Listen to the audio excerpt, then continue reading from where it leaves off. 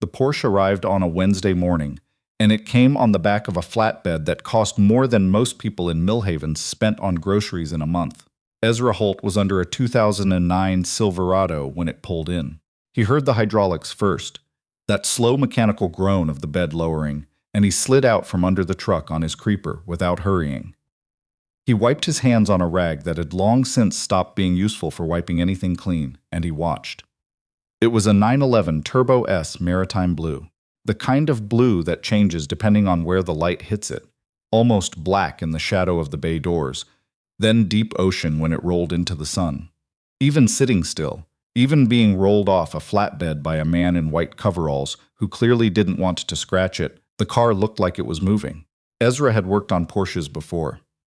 Back when he was still at Whitmore Dynamics in Toronto, he'd spent 2 years on a research contract with a Stuttgart supplier, learning things about engine management systems that most dealership technicians wouldn't encounter in a decade. That was a different life. A life that had a woman named Ruth in it, and a small apartment near the Danforth, and a future that felt like it was pointing somewhere. That was before. Now he had the garage. It was called Holt's, because he hadn't thought hard enough about the name when he registered it, and the sign above the bay doors was crooked because he'd put it up himself on a November afternoon when his hands were cold, and he'd stopped caring halfway through. The town was Millhaven, Ontario, population just under 4,000. The kind of place people drove through on the way to somewhere else and occasionally stopped for gas. He hadn't meant to stay.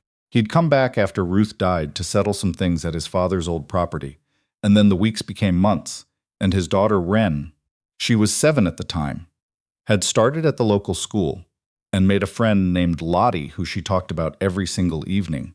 And by the time Ezra understood what was happening, they had a life here.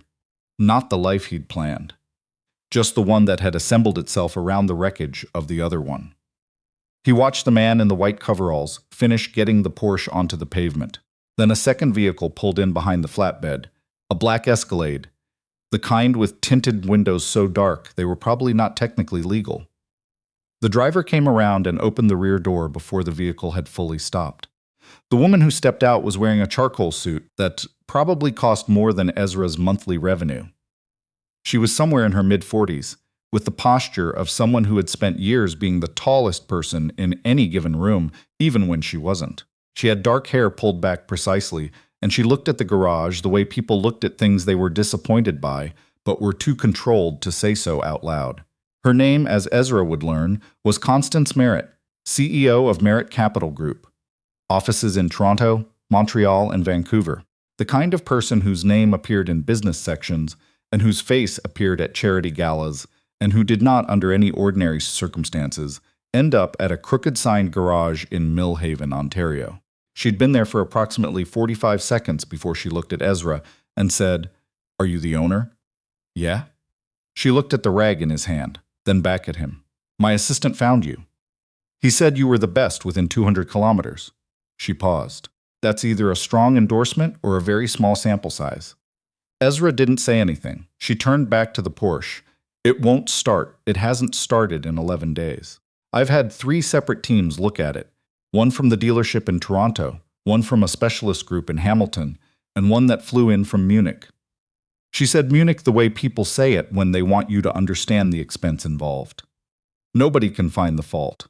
The diagnostic systems show nothing. The car simply won't turn over.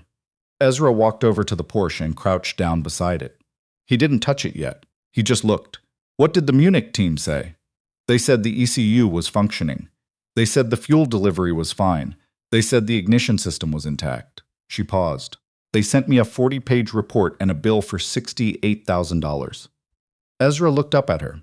"Did they say what was wrong?" "No, they said what wasn't wrong." She said it flatly, without bitterness. "Just the way you stated a fact. I've spent 11 days and approximately $90,000 learning what isn't wrong with my car." Ezra stood up. He looked at the car for another moment. "Leave it with me," he said. She studied him. That same measured look she'd given the garage, the sign, the rag. "How long? I don't know yet. I need it by Friday. I'm driving it to a function in Muskoka." "It was Wednesday. That was 2 days." "I'll call you," he said. She reached into her jacket and produced a card that she held out without extending her arm very far. the way people do when they're used to others coming to them. Ezra took it. The card was heavy stock, cream-colored, just her name and a phone number. No title. People at a certain level stop needing to tell you what they are. "If you find it," she said, "name your price." She got back in the Escalade. The flatbed pulled out first, then the Escalade, and then it was just Ezra and the Porsche and the sound of the Silverado's cooling engine ticking somewhere behind him. He stood there for a minute, just the two of them, him and the car. "All right," he said quietly, "not to anyone." He went inside and put the kettle on. The garage had a small room attached to the back, where Ezra kept a kettle, a folding chair, and a whiteboard that had never been fully erased. There were still faint traces of calculations on it from the winter before. A compression ratio. He'd been working out for a customer's Restomod project that had eventually been canceled. He made tea, which was something Ruth had done, and which he'd picked up somewhere along the way without noticing, and he stood at the whiteboard with his mug and thought. The problem with a car that won't start but shows no fault codes is that you're looking for something the system doesn't know is wrong. The diagnostics are only as good as the sensors. If a sensor is bad, the system doesn't see it as bad. It sees it as absent. And absent, to most diagnostic software, reads the same as disconnected during scan, which reads the same as irrelevant. He thought about what Constance Merritt's Munich team had done. 40 pages. They would have pulled every code, logged every parameter, mapped every circuit pathway through the software. They would have been thorough. That's what you do when you've flown from Munich and you're billing $68,000. You are thorough, but thorough in the software doesn't mean thorough in the physical. He finished his tea and went back out. He spent the first hour just doing what nobody else had apparently bothered to do, which was put his hands on things.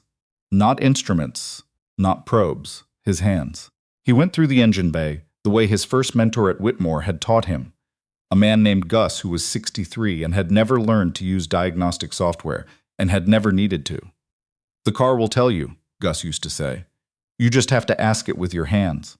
Ezra checked the battery terminals first. Clean, properly torqued. The ground straps. There were 3 on this model, and people always forgot the third one behind the left headlight assembly. All 3 were seated. He checked the starter relay, the fuel pump relay, the main fuse block. He wiggled wires. He flexed harness runs. He pressed connectors to feel for that slight give that meant they weren't fully seated. He found nothing. He went back inside and made a second cup of tea, something he almost never did, and stood at the whiteboard again. Wren got home from school at 3:30. He heard her before he saw her, the way he always did. She had a particular way of walking where her boots hit the gravel with more force than necessary, like she was making sure the ground knew she was there. Ruth had walked the same way. He'd never told Wren that. She appeared in the garage doorway with her backpack on one shoulder and a drawing she was holding out in front of her like evidence. "I drew a horse," she said. He looked at it. It was recognizably a horse. "That's a good horse," Mrs. Dalrymple said. The legs were too long. Mrs. Dalrymple's never drawn a horse. Wren considered this seriously. She might have. "Go get a snack. I'm working." She looked at the Porsche. "Whose car is that?" "Customers. It's very blue." "It is." She looked at it a moment longer, the way kids look at things they find genuinely beautiful, without any of the performance adults add to it. Then she went inside. Ezra stood at the workbench and looked at the car and thought about temperature. He thought about it because of something he'd read years ago in a technical paper from a German engineering journal, back when he was at Whitmore and had access to databases that cost more per year than this garage made. The paper was about thermal contraction in high-performance wiring harnesses. The point was simple. Some faults only exist at certain temperatures. The harness runs fine when the car is warm or at room temperature. But in cold, real cold, overnight cold, the kind of cold you got in a stone-floored garage in November or in a mansion's detached 3-car garage on a property outside of Oakville, certain wiring harnesses would contract just enough for a connection to open, not break, not corrode, just open, barely, a gap of fractions of a millimeter. The system saw it as intermittent noise and ignored it. He asked Constance Merritt's assistant, she had an assistant who handled calls, what the temperature had been in the garage when the car first failed to start. The assistant put him on hold for 3 minutes and came back with, "Ms. Merritt believes it was quite cold. There was frost on the cars outside." "Frost?" "Okay." He asked where the car was stored now. A facility in Orangeville. Climate controlled. That was the problem. Everyone who'd looked at the car had looked at it indoors, at ambient temperature. The Munich team, the Hamilton team, the dealership. They'd brought it in, warmed it up, run their diagnostics, found nothing. Because at temperature, there was nothing to find. He called the assistant back and asked them to stop warming the storage facility overnight. The assistant paused. "I'm sorry? The storage facility where the car was before, is it possible to replicate those conditions? Let it get cold overnight?" Another pause. "I'll have to ask Miss Merritt." Ezra said that was fine. He thought Constance Merritt would push back. He thought she'd be impatient or skeptical or want more explanation. But 20 minutes later, her assistant called back and said the facility had been instructed to shut off the climate control. And then, surprising him, Constance Merritt herself called. "Why?" she said, without preamble. He explained it, the thermal contraction, the harness. The difference between a fault that exists at 4 degrees and one that disappears at 18. She listened without interrupting him. When he finished, she said, "No one else suggested that. They were looking at software. I'm looking at the car." A brief pause. "You have until Friday," she said, and hung up. The car came back Thursday morning. The assistant arranged transport. A flatbed again, this time from a facility that clearly knew how to handle things. And it arrived at 7:45, before Ezra had finished his first cup of tea. The morning was cold, genuinely cold, the kind of October cold that hadn't let up since the week before, the kind that made the joints in his hands ache in a way they hadn't 10 years ago. He pulled the car into the bay and left the bay doors open. He worked for 2 hours without the heater on. Just him and the cold and the car and a work light he'd had for 15 years that cast everything in a warm yellow that was slightly too warm to be useful, but that he'd never replaced because it had been there when he bought the garage and getting rid of it felt unnecessary. He went through the harness runs slowly, all of them, not wiggling this time, pressing, pulling, isolating each run from its neighbors. He was looking for the one that didn't want to stay where it was supposed to stay. The one that had a slightly different stiffness. The one that, when the bay was cold enough, had been pulling something just barely off its seat. He found it at 9:47 in the morning. It was in a harness run behind the left wheel arch, not a main run, not anything that a software diagnostic would ever think to flag.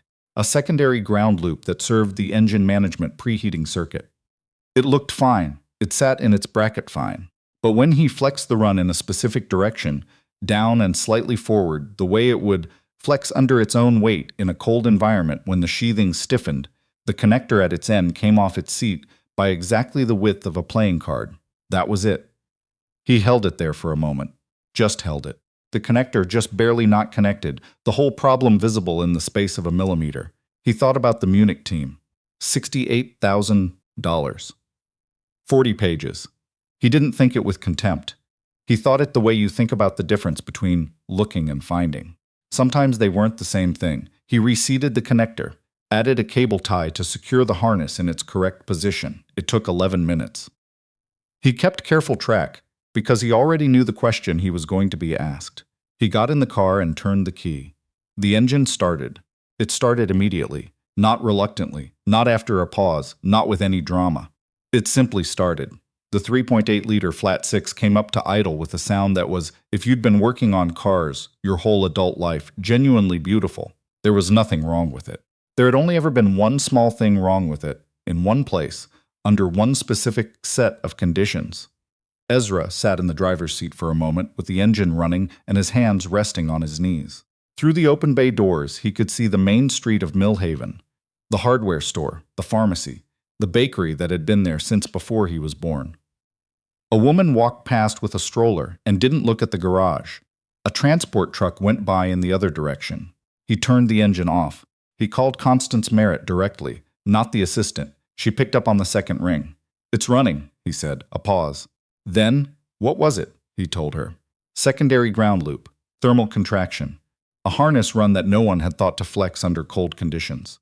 A connector the width of a playing card off its seat. She didn't say anything for a moment. When she did, her voice had changed slightly. Not a lot, not dramatically. But the precise control of it was slightly less precise. 11 days, she said. "Yes, and what you found took about 2 hours this morning. But I needed the cold." Another pause. I see. She cleared her throat, which might have been the closest she got to showing she felt something. Name your price, Mr. Holt. You said you'd graduated from Whitmore. I looked it up. I know what you used to do. Name a fair number. He thought about it for a moment. He thought about fairness, which was a concept that got complicated when one person in the transaction had $90,000 to spend on finding out what wasn't wrong, and the other person had a sign that was crooked because he'd stopped caring halfway through putting it up. He named a number. It was fair. It was more than he'd ever charged in Millhaven, but it was fair. She didn't counteroffer. She said she'd have payment transferred by end of day. Then she said, "May I ask you something?" "Sure. Why are you here?" It wasn't unkind. It was genuinely curious. Millhaven, a garage. You clearly have specific knowledge. Why here? Ezra looked through the bay doors at the main street, the bakery, the hardware store, the woman with the stroller who had turned the corner and was gone. "I have a daughter," he said. "She has a friend here named Lottie. She talks about her every evening." He paused. It seemed like a reason. Constance Merritt didn't say anything for a moment. When she did, it was quieter than anything she'd said before. "That's a good reason," she said. He didn't reply to that. There wasn't anything to add. Wren was home by the time the Escalade came back to pick up the car. Ezra hadn't told her what time to expect it, and she was doing homework at the kitchen table, visible through the interior window when the black vehicle came up the drive. The assistant came in first, a young man named either Kyle or Tyler. Ezra could never quite catch it, and did a walk around of the Porsche with the careful attention of someone who was going to have to report back. Then Constance Merritt herself came out of the Escalade. She was dressed differently, a coat instead of the suit, less official. She walked up to the Porsche and stood beside it for a moment, the way you stand beside something you've been missing. She put her hand on the roof, just briefly, just resting her palm flat, and Ezra looked away because it felt like the kind of moment that wasn't meant to be observed. "My father bought this car," she said, when Ezra came to stand nearby. "He died 3 years ago. He left it to me. I don't usually drive cars like this. I drive sensible things." A pause. "But I was going to drive it to Muskoka because he used to drive it there, in the fall. He loved the fall up there." Ezra looked at the car. "It'll get you there," he said. She nodded. Then she looked at him directly, which she'd done a few times, but it always felt like something you registered. "Thank you, Mr. Holt. Genuinely." He nodded once. She got back in the Escalade. Kyle or Tyler got in the Porsche, with the careful reverence of someone who understood what was at stake, and pulled out slowly, and then they were gone. The driveway was empty and October quiet, just the sound of leaves moving somewhere and a crow on the hardware store sign across the street, who had been there all day and showed no interest in leaving. Ezra went inside. Wren was still at the table. "Did they take the blue car?" "Yeah, I liked it. I know." "Me too." She went back to her homework. He stood at the sink for a moment, looking out the small window above it, which faced the back of the property. Just a field, and the tree line, and the sky doing what the sky did in October, which was a kind of performance of orange and gray that felt like it was meant to mean something. He thought about Constance Merritt standing with her hand on the roof of the Porsche. About the Muskoka, drive her father used to do in the fall. About the way some things don't work for a while, and you spend a great deal of time and money trying to understand why. And sometimes the answer is simpler than you expected. Something small. Something that only shows itself in the cold. Something that everyone who's very good at their job keeps looking past, because they're looking at too high a level for something that's sitting right there at the bottom. He filled the kettle. He thought about Ruth. He did this less than he used to, which was its own kind of grief. Not the sharp kind, but the quiet kind. The noticing that you're not doing the thing you used to do constantly. He thought about how she would have found this whole situation funny. The Munich team, the 40 pages, the $68,000, and then Ezra in his cold garage with his work light and his tea. She would have laughed, not meanly, just with the genuine delight she had for situations where things turned out to be simpler than everyone made them. "The car will tell you," Gus used to say. "You just have to ask it with your hands." He put the kettle on. From the table, Wren said, "Dad, what's a biome?" "A geographic area defined by its climate and the organisms that live in it." She dumped down. "What's a tundra?" "A cold biome, mostly northern Canada. Not much grows there." "Do people live there?" "Yes." "Why?" He turned around and looked at her bent over her notebook, her hair escaping from the elastic the way it always did by afternoon, her boots still on even though he'd asked her 20 times to take them off at the door. Because they have reasons, he said. Good reasons. People always have reasons. She wrote something else down. Then she looked up at him with the directness children have before they learn to soften their questions. What's our reason for living here? He looked at her. You, he said, and Lottie. She considered this for a moment with the seriousness she brought to most things. Then she went back to her homework, apparently satisfied. The kettle began to make the sound it made before it boiled. That low building murmur, not quite noise yet, just the beginning of something coming. Ezra turned back to the window. The trees at the edge of the field were orange and red, and the last of the afternoon light was catching them from a low angle, the way light did in October, like it was trying to show you something before it left for the year. He stood there and let it.